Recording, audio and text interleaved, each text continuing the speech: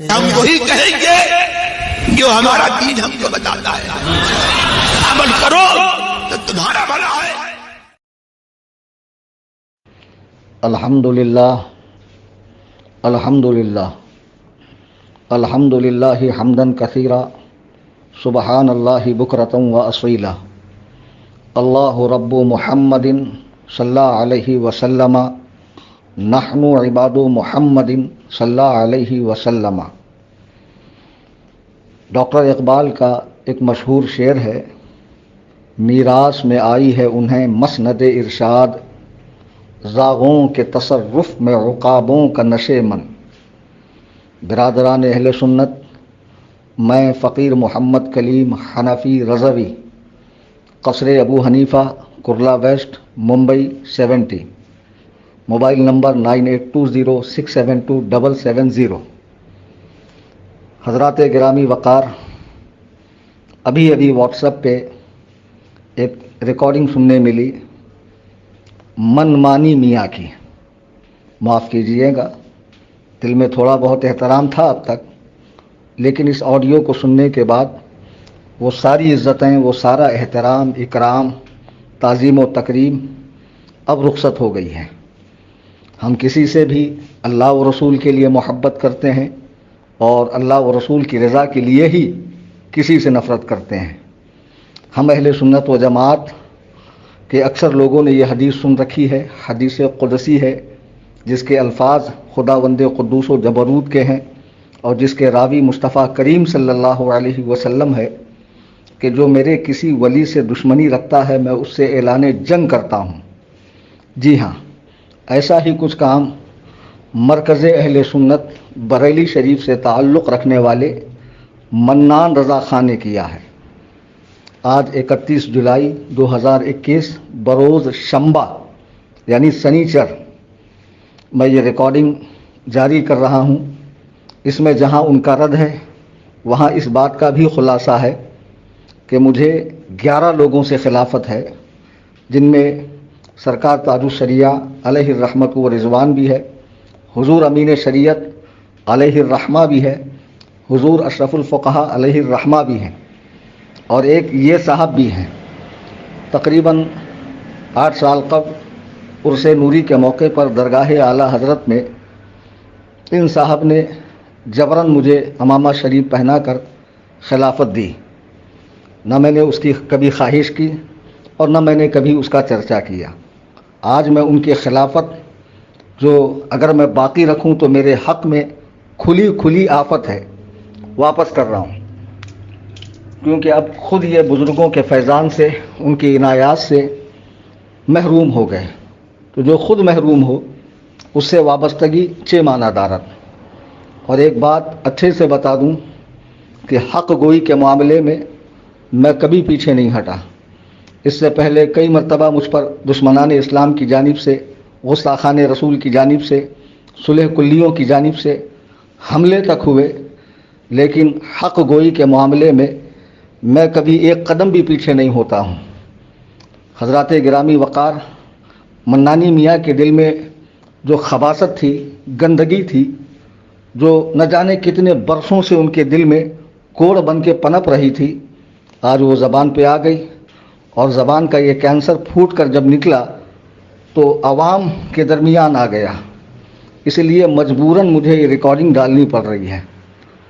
اس میں انہوں نے کئی طرح کے الزامات، بہتان بازیاں، الزام تراشیاں، اور زبان تو اگر آپ سنیں گے تو آپ کہیں گے یہ تو کوئی بھجیا تلنے والا، رکشہ چلانے والا یا چپل سینے والا اس سے بھی گیا گزرا شخص ہے. یعنی زبان کا جو معیار ہونا چاہیے ایک عالم دین کا، خیر عالم تو یہ ہے نہیں، یا پیر طریقت کا، یا کسی دینی رہنما کا، یا کسی بڑی خانقاہ سے تعلق رکھنے والے کا، زبان کا وہ معیار بالکل بھی نہیں ہے. خبیث، کتا، مردود اور نہ جانے سالہ، اور یہاں تک کہ کہتے کہتے یہ حضور تاج الشریعہ علیہ الرحمت و رضوان تک پہنچ گئے. پہلے تو ایک بات بتا دوں کہ یہ مسئلہ اٹھا ہے اور اسے خوب صلح کلیوں نے ہوا دینے کی کوشش کی ہے. وہ بھاگتے بھوت کی لنگوٹ بھلی، یعنی جو مل جائے بھلا ہے. مسئلہ یہ ہوا کہ حضور قائد ملت اسلامیہ قاضی القضات فی الہند حضرت العلامہ الحاج الشاہ مفتی اسجد رضا خان قادری دامت برکاتہم القدسیہ کے داماد اپنے صوبے کے سی ایم کے پاس گئے. اب عوام کو جو گمراہ کرنے کی کوشش کی جا رہی ہے اس کا میں خلاصہ کر دوں کہ یو پی کے اندر یتی نرسنگانند سرسوتی ایک بہت بڑا خبیث شخص ہے جس نے قرآن کریم پر، مقدسات اسلام پر اور رسول رحمت صلی اللہ علیہ وسلم پہ چھیٹا کشی کی، نازیبا کلمات استعمال کیے، اور وہیں پر خبیث وسیم رضوی رافضی نے بھی ایسا ہی کام کیا. تو منمانی میاں ہمیں بتائیں کہ کیا کرنا چاہیے تھا اس موقع پر؟ سیدھے تلوار لے کے اس کا سر کاٹنا چاہیے تھا؟ اگر یہی کرنا چاہیے تھا تو آپ نے کیوں نہیں کیا؟ آپ کو تو اختیار ہے، روپیہ ہے، پیسہ ہے، پاور ہے، بہت کچھ ہے آپ کے پاس. اس سعادت سے آپ محروم کیوں ہوئے؟ آپ نے تو ایک چھوٹا موٹا دھرنا بھی نہیں دیا، مذمتی بیان بھی جاری نہیں کیا.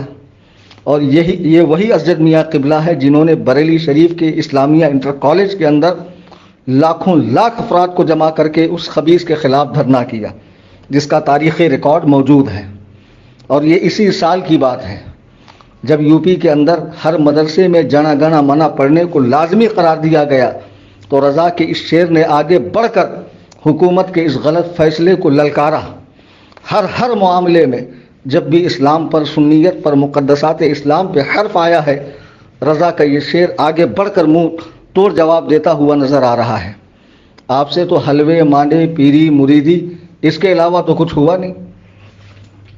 سلمان میاں کا یو پی کے سی ایم کے پاس جانا اسی غرض سے تھا کہ آپ کے صوبے میں آپ کے مذہب سے تعلق رکھنے والا بلکہ مذہبی رہنما اس طرح کی باتیں کرتا ہے اس کو لگام دی جائے. نہ وہاں تو کسی سیاسی پارٹی کو سپورٹ دینا تھا، نہ کسی پارٹی میں شمولیت اختیار کرنی تھی، ایسا کوئی مقصد نہیں تھا. اس کا وضاحتی بیان بھی آ چکا ہے. جب وضاحت آ چکی ہے تو اس کے بعد اتنا بھونڈا بیان دینا اور اس قسم کی بکواس کرنا آپ کو زیب دیتا ہے. اور آپ بڑھتے بڑھتے حضور تاج الشریعہ رضی اللہ تعالیٰ عنہ تک پہنچ گئے، انہیں خبیث تک کہہ دیا آپ نے.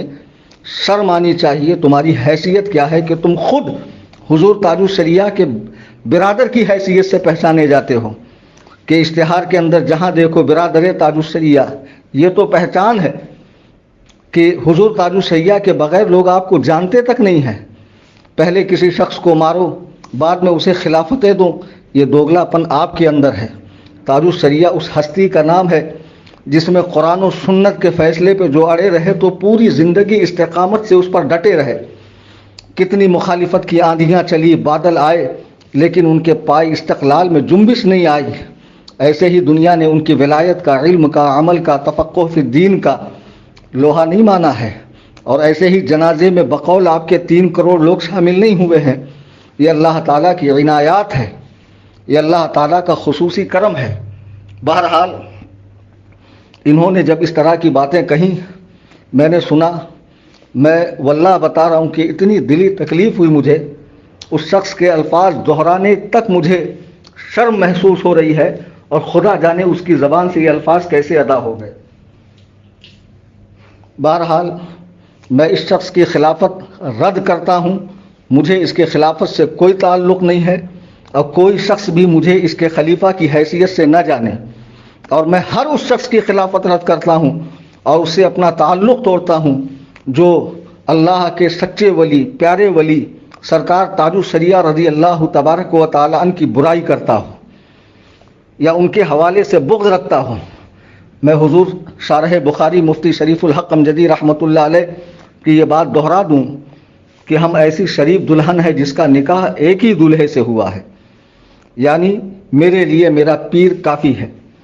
میں نے حضور تاج الشریعہ رضی اللہ تبارک و تعالیٰ عنہ کو 15 سال سفر میں، حضر میں، خلوت میں، جلوت میں ہر جگہ دیکھا ہے.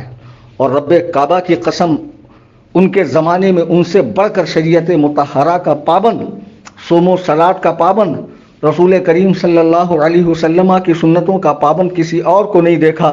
یہی وجہ ہے کہ میں نے حضرت کے دامن سے وابستگی اختیار کی اور حضرت کا مرید بننا میں نے قبول کیا.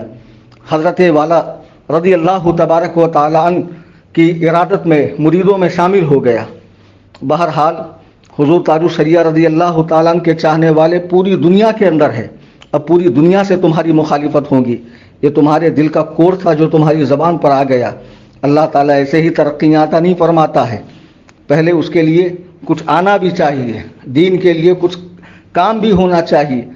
یہ کیا عمرہ کی چاپلوسی کرنا اور اہل حق کی مخالفت کرنا، پوری زندگی کرتے رہوں گے لیکن کچھ حاصل نہیں ہوگا۔ رب کعبہ کی قسم، ان کی آڈیو سننے کے بعد اتنی دلی تکلیف ہوئی کہ اگر یہ شخص میرے سامنے ہوتا مجھے نہیں پتا کہ میں اس کے ساتھ کیا سلوک کرتا۔ جی ہاں، حضور قائد ملت مفتی اسجد رضا خان دامت برکاتہم القدسیہ کو اپنا جانشین حضور تاج الشریعہ رضی اللہ تعالیٰ نے بنایا ہے، جن کی ولایت کا سکہ پوری دنیا نے مانا ہے، اپنے ہو یا مخالف ہو۔ جی ہاں، کیا کوئی ولی اپنے بعد قوم کے لیے، ملت اسلامیہ کے لیے کسی غلط شخص کا انتخاب کر سکتا ہے؟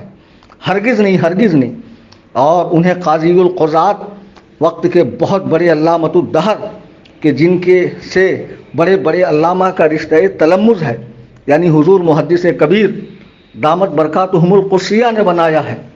جی ہاں، اور تمام اہل علم نے انہیں اپنا قاضی القضات، اپنا قائد تسلیم کیا ہے۔ گنتی کے چند جنہیں انگلیوں پہ گنا جا سکے گا، جو شہرت کے بھوکے ہیں، نام کے بھوکے ہیں، ایسے لوگوں کو یہ بات ہضم نہیں ہو رہی ہے۔ میں تمام عوام اہل سنت سے عرض کروں گا کہ ایسی بکواس پہ بالکل دھیان نہ دیں، اسے شیئر کرنے کی ضرورت نہیں ہے۔ اور جو لوگ ان سے مرید تھے، تو چونکہ اب خود ان کی ساری خلافتیں ختم ہو گئی، بزرگوں کا سارا فیضان ان کا ختم ہو گیا، ان کے آڈیو کے سارے الفاظ میں دہرا نہیں سکتا۔ سننے کے بعد آپ خود سکتے کے عالم میں رہیں گے کہ یہ کیسی جنون بھری بکواس کی بولی ایک انسان بول رہا ہے۔ ایسی مقدس ہستیوں کے حوالے سے ایک جگہ تو احمد رضا نے بنایا اس طرح کہ اعلیٰ حضرت رضی اللہ تعالیٰ عنہ کے بھی مقام و مرتبے کا لحاظ نہیں کیا۔ معاذ اللہ رب العالمین، جو لوگ ان سے مرید تھے فوراً کسی متبع شریعت مسلک اعلیٰ حضرت کے پابند پیر سے بیعت ہو جائے، کیونکہ ان کی بیعت باقی نہیں رہی جب تک یہ اعلانیہ توبہ نہ کریں، یہ کھل کر اپنا اعتراف جرم نہ کریں اور اپنے خبیث الفاظ سے رجوع نہ کریں اور اس پر ندامت کا اظہار نہ کریں۔ اللہ تبارک و تعالی ہم سب کو مذہب حق کا اتباع کرنے کی توفیق عطا فرمائے، اور جس طرح ہم حضور تاج الشریعہ علیہ رحمت و رضوان کی حیات ظاہری میں، آپ کی امارت میں، آپ کی قیادت میں، آپ کی سرپرستی میں دین کا مسلک کا کام کرتے تھے، اب ٹھیک اسی طرح حضور قائد ملت قاضی القضات سرکار اسجد رضا خان قبلہ دامت برکاتہم القدسیہ کی قیادت میں ہم متحد ہو کر دین کا، مسلک کا، مذہب کا کام کریں گے، اور ایسے آنے والے فتنوں کا منہ توڑ جواب دیں گے کہ جنہیں اپنی زبان تک کی حفاظت کرنی نہیں آتی ہے، ایسے لوگ قوم کی کیا قیادت کریں گے کہ جن کا اپنی زبان پہ کنٹرول نہیں ہے۔ اللہ کے حبیب علیہ السلام ارشاد فرماتے ہیں، جنت 4 لوگوں کا مشتاق ہے، یعنی جنت کی خواہش ہے کہ 4 قسم کے لوگ میرے اندر آئیں، تو ان میں ایک قرآن کا پڑھنے والا، ایک زبان کی حفاظت کرنے والا۔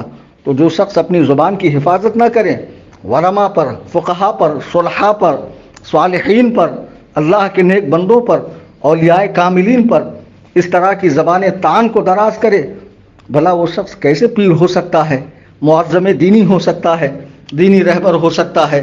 ایسے لوگوں سے محفوظ رہیں، بچیں، اپنے ایمان کو بچائیں، ان کے دورے اپنے علاقوں میں ختم کریں، مرکز اہل سنت سے جڑ جائیں، اطمینان رکھیں۔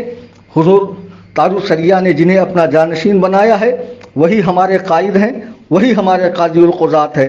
اللہ تعالی حضرت کا سایہ ہم تمام اہل سنت پر قادر قائم رکھے اور ہماری صفوں میں اتحاد پیدا فرمائے، آمین ثم آمین۔ السلام علیکم۔